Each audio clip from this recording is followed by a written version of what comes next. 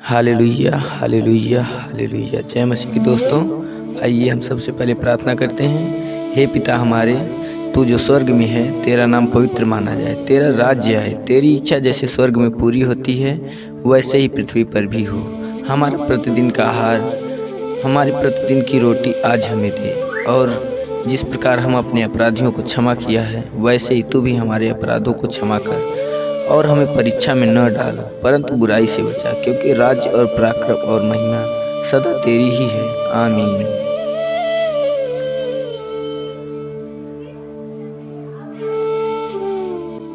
आइए हम बहुत ही इम्पोर्टेंट वचन की ओर चलते हैं। पर मेरे मन की उमंग यह है कि जहाँ जहाँ मसीह का नाम नहीं लिया गया वहीं वहीं सुसमाचार सुनाऊं। ऐसा न हो कि दूसरे की नींव पर घर बनाऊं। रोमियो अध्याय 15 का 20वां वचन है। इस वचन का उद्देश्य है कि उस क्षेत्र में प्रभु यीशु का प्रचार किया जाए जिस क्षेत्र में प्रभु यीशु के बारे में जो लोग बिल्कुल भी न जानते।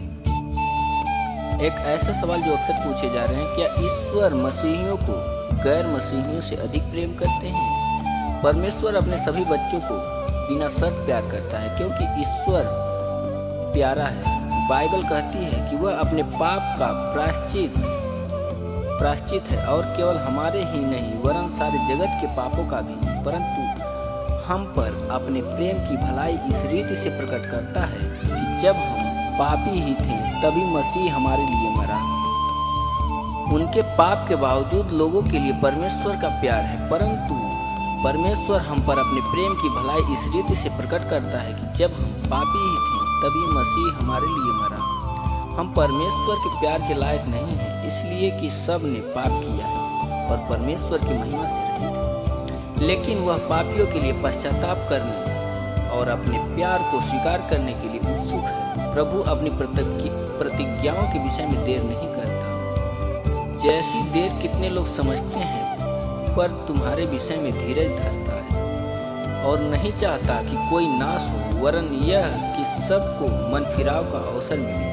हालांकि दुनिया के लिए परमेश्वर के प्यार का मतलब यह नहीं कि वह उनके पापों को अनदेखा करेगा। ईश्वर भी न्याय का ईश्वर है, इसलिए आप अकारण ही नहीं जाएंगे। जो मसीह को उनके उद्धारकर्ता के रूप में अस्वीकार करते हैं, उन्हें उनके पाप पर परमेश्वर का क्रोध भी प्राप्त होगा, उनका प्रेम नहीं।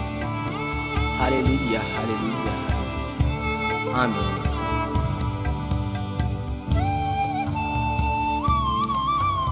रोमियो अध्याय 14 का, जो विश्वास में निर्बल है उसे अपनी संगति में ले लो, परंतु उसी शंकाओं पर विवाद करने के लिए नहीं, क्योंकि एक को विश्वास है कि सब कुछ खाना उचित है, परंतु जो विश्वास में निर्बल है वह साग पात ही खाता है, और खाने वाला न खाने वाले को तुच्छ न जाने, और न खाने वाला खाने वाले को तुच्छ न जाने, और न खाने वाला खाने वाले को दोष न लगाए, क्योंकि परमेश्वर ने उसे ग्रहण किया है।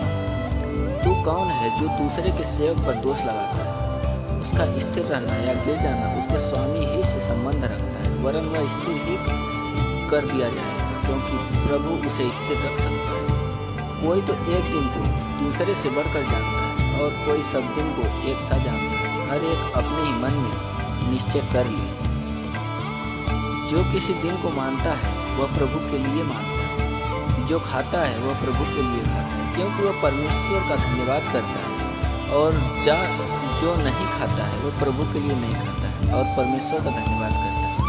क्योंकि हम में से न तो कोई अपने लिए जीता है और न कोई अपने लिए मरता है, क्योंकि यदि हम जीवित हैं प्रभु के लिए जीवित हैं, और यदि मरते हैं तो प्रभु के लिए मरते हैं। सो हम जिए या मरे प्रभु के ही हैं,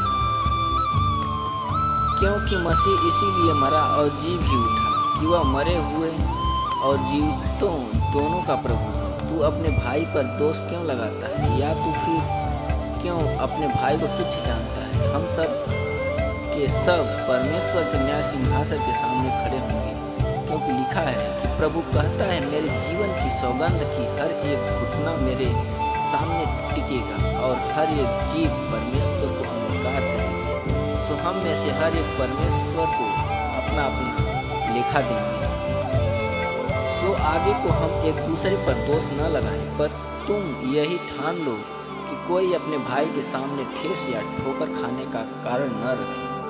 मैं जानता हूँ और जो प्रभु यीशु ने मुझे निश्चय हुआ है कि कोई वस्तु अपने आप से अशुद्ध नहीं है, परंतु जो उसको अशुद्ध समझता है उसके लिए अशुद्ध है।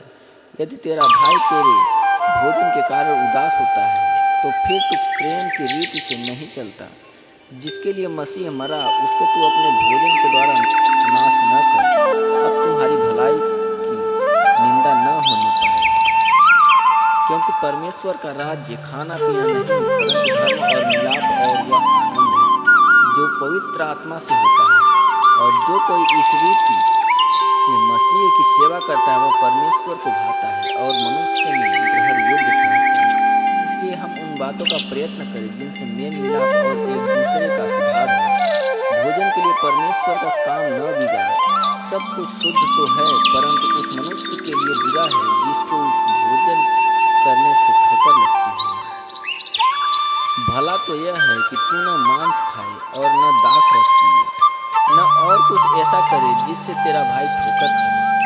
तेरा जो विश्वास हो उसे परमेश्वर के सामने अपने ही मन में रख।